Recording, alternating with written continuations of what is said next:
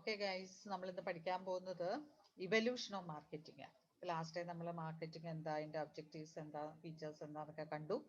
ഇനി നമ്മൾ നോക്കുകയാണ് മാർക്കറ്റിംഗിന്റെ ഇവല്യൂഷൻ, അത് എങ്ങനെയാണ് ഡെവലപ്പ് ചെയ്ത് വന്നതെന്ന് നോക്കാം. അത് 4 സ്റ്റേജസ് ആയിട്ടാണ് നമ്മൾ പഠിക്കുന്നത്. ബാർട്ടർ സ്റ്റേജ് ഉണ്ട്, പ്രൊഡക്ഷൻ സ്റ്റേജ് ഉണ്ട്, സെയിൽസ് സ്റ്റേജ് ഉണ്ട്, മാർക്കറ്റിംഗ് സ്റ്റേജ് ഉണ്ട്. അപ്പൊ ഈ 4 സ്റ്റേജസ് ആണ് മാർക്കറ്റിംഗ് ഇവല്യൂഷൻ ഓഫ് മാർക്കറ്റിംഗിനകത്ത് വരുന്നത്. അതിൽ ഫസ്റ്റ് സ്റ്റേജ് ബാർട്ടർ സ്റ്റേജ് ആണ്. ഈ സ്റ്റേജിൽ people exchange goods for goods ആണ്, without using any medium of exchange such as money. Money use ചെയ്യാതെ സാധനങ്ങൾക്ക് പകരം സാധനങ്ങളാണ് എക്സ്ചേഞ്ച് ചെയ്തുകൊണ്ടിരുന്നത്. ഇതിന്റെ ഹിസ്റ്ററി വരുന്നത് 6000 BC-യിലൊക്കെ. അതുവരെ ഇതിന്റെ ഹിസ്റ്ററി നമുക്ക് അന്ന് ആ ഒരു സമയത്തെ ബിഗിൻ ചെയ്തതായിട്ടാണ് കാണുന്നത്. അപ്പൊ ഫസ്റ്റ് സ്റ്റേജിൽ എന്താണ്?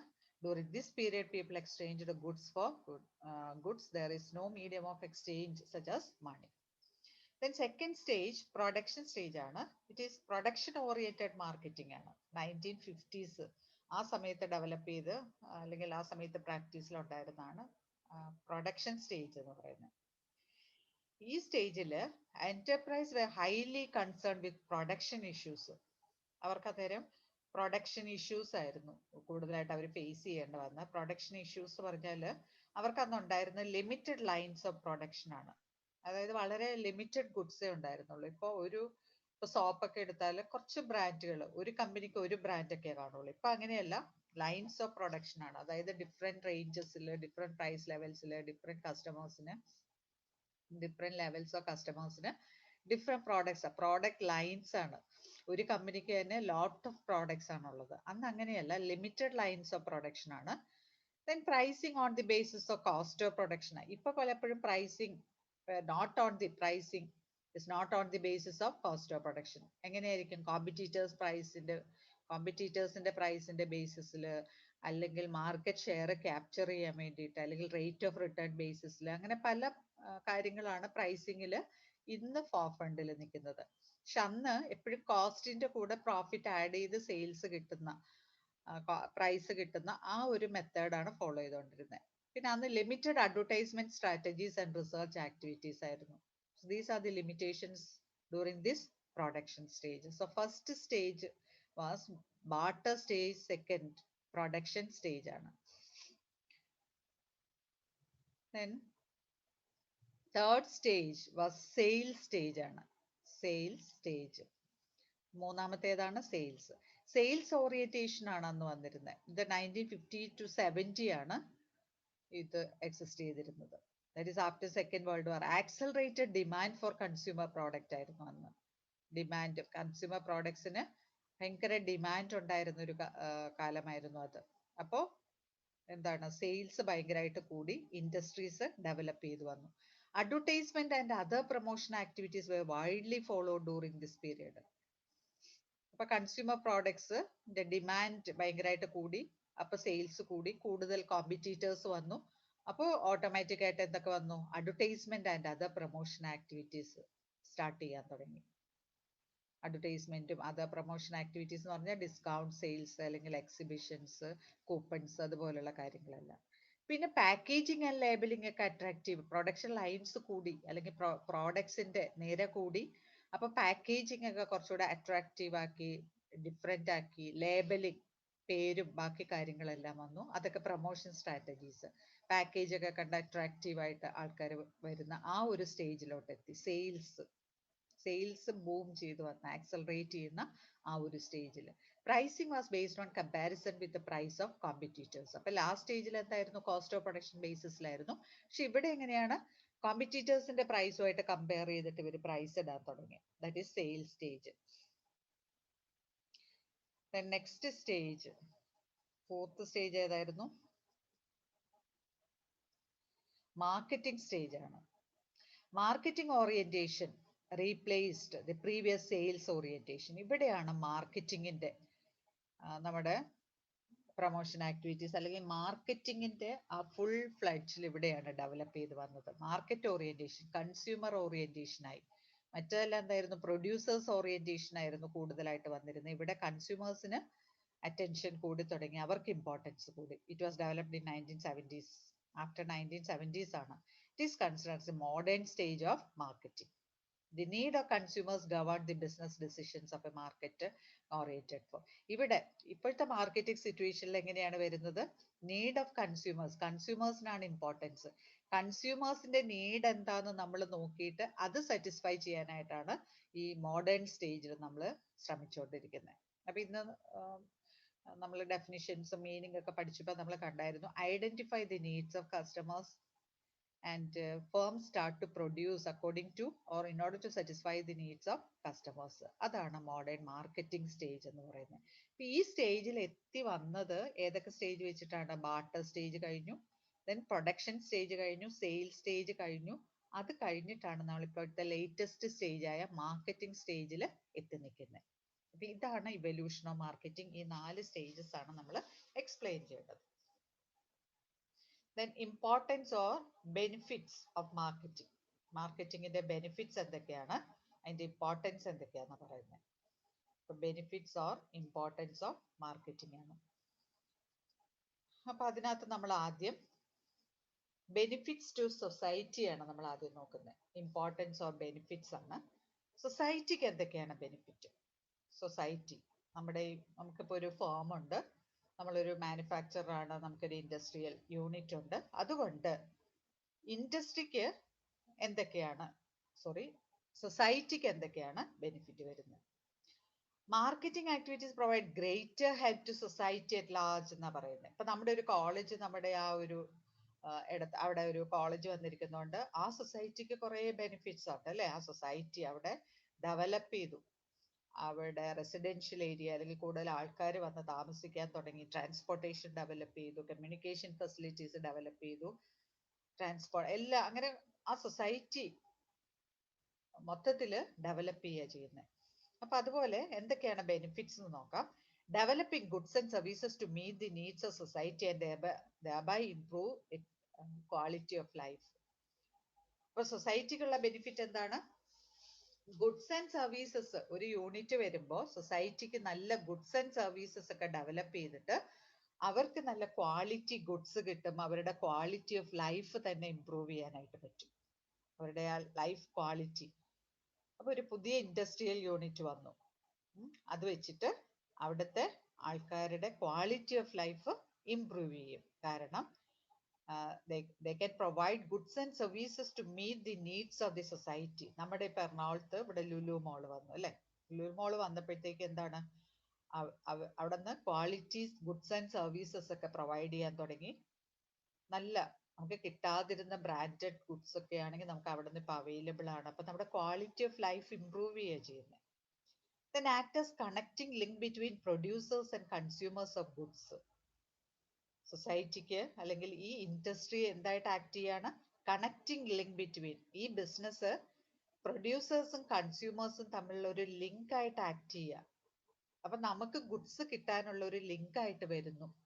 അപ്പൊ കൺസ്യൂമർ സൊസൈറ്റിയെ സംബന്ധിച്ച് അവർക്ക് ഗുഡ്സ് പ്രൊവൈഡ് ചെയ്യാനായിട്ട് സാധിക്കുന്നു. ഈ ഇൻഡസ്ട്രിയൽ യൂണിറ്റിന് അല്ലെങ്കിൽ ആ ബിസിനസ്സിന് they act as link between producers and consumers of goods.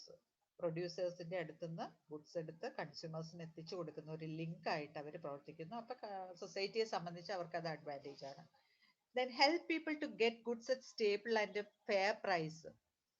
ഒരു സ്റ്റേബിൾ പ്രൈസ് അല്ലെങ്കിൽ ഒരു ഫെയർ പ്രൈസിന് ഗുഡ്സ് കിട്ടാനായിട്ട് സൊസൈറ്റിക്ക് സാധിക്കുന്നത്. അതായത് കോമ്പറ്റീഷനും ഇതൊക്കെ വരുമ്പോഴത്തേക്കും ആയിരിക്കും ഫെയർ പ്രൈസ് ഒക്കെ, റീസണബിൾ പ്രൈസിലൊക്കെ ഗുഡ്സ് കിട്ടുന്നത്. അപ്പൊ നമുക്ക് ഒറ്റ മൊണോപ്പൊളി ആണെങ്കിൽ നമ്മൾ പഠിച്ചിട്ടുള്ളതാണ്, മൊണോപ്പൊളി ആണെങ്കിൽ അവിടെ പ്രൈസ് കൂടുതലായിരിക്കും. അപ്പൊ കൂടുതൽ ഇൻഡസ്ട്രീസ് വരും തോറും നമുക്ക് ഫെയർ പ്രൈസിൽ ഗുഡ് ക്വാളിറ്റി ഗുഡ്സ് കിട്ടാനുള്ള ഫെസിലിറ്റിയാണ് ഉണ്ടാകുന്നത്. Then increased marketing activities generate more employment opportunities. People can buy products from all over the world. അല്ലെ, people can buy products. ഇപ്പൊ അതാണല്ലോ, നമുക്ക് എവിടെ നിന്ന് വേണമെങ്കിലും നമുക്ക് ഗുഡ്സ് വാങ്ങിക്കാം. ഓൾ ഓവർ ദി ഗ്ലോബലൈസേഷൻ ആണ്, നമുക്ക് ഇന്റർനെറ്റ് ഫെസിലിറ്റീസ് ഉണ്ട്, എവിടെ നിന്ന് വേണമെങ്കിലും നമുക്ക് ഗുഡ്സ് ഇപ്പോൾ പർച്ചേസ് ചെയ്യാം. ഇപ്പൊ കൂടുതൽ ഇൻഡസ്ട്രീസ് അല്ലെങ്കിൽ കൂടുതൽ ബിസിനസ് ഈ ഫീൽഡിലോട്ട് വരും തോറും നമ്മുടെ ഓപ്പർച്യൂണിറ്റീസ് എക്സ്റ്റെൻഡ് ചെയ്യുന്നു. Then promotion function of marketing educates people about different products and services available in the market. ഇപ്പൊ അഡ്വർടൈസ്മെന്റ് അതുപോലുള്ള കാര്യങ്ങളൊക്കെ വരുമ്പോൾ നമുക്ക് ഈ പ്രോഡക്ട്സിനെ കുറിച്ചുള്ള ഇൻഫർമേഷൻസ് നമുക്ക് കിട്ടുന്നു. അത് എവിടെ അവൈലബിൾ ആണ്, അതിന്റെ സർവീസസ് എന്തൊക്കെയാണ്, അതിന്റെ ഫീച്ചേഴ്സ് എന്തൊക്കെയാണ്, ഇങ്ങനെയുള്ള കാര്യങ്ങളെല്ലാം നമുക്ക് അവൈലബിൾ ആകുന്നു. അപ്പൊ സൊസൈറ്റിക്കുള്ള ബെനിഫിറ്റ്സ് ആണ് നമ്മളിപ്പോ ഇത്രയും പറഞ്ഞിരിക്കുന്നത് കേട്ടോ. Developing goods and services to meet the needs of the society and thereby improve its quality of life. Act as connecting link between producers and consumers. Help people to get goods at stable at fair price. Increased marketing activities generate more employment opportunities. People can buy products from all over the world. Promotion function educates people about different products and services available in the market. Then benefits or importance to the firm. ഫേമിന് ആ ഇൻഡസ്ട്രിക്ക് എന്താണ് benefit, marketing കൊണ്ട് ഇൻഡസ്ട്രിക്കുള്ള benefit എന്തൊക്കെയാണ്? It may help the industry to identify right consumers, അല്ലെ, നമ്മുടെ consumers ആരൊക്കെയാണെന്ന് നമുക്ക് identify ചെയ്യാൻ പറ്റും. Develop suitable products for consumers, അവരുടെ നീഡ് അറിഞ്ഞിട്ട് പ്രോഡക്റ്റ് ഡെവലപ്പ് ചെയ്യാൻ പറ്റും. Determine demand for the products, demand നമുക്ക് ആന്റിസിപ്പേറ്റ് ചെയ്യാം. Give adequate information to customers about the product. We can provide adequate information to customers to attract customers.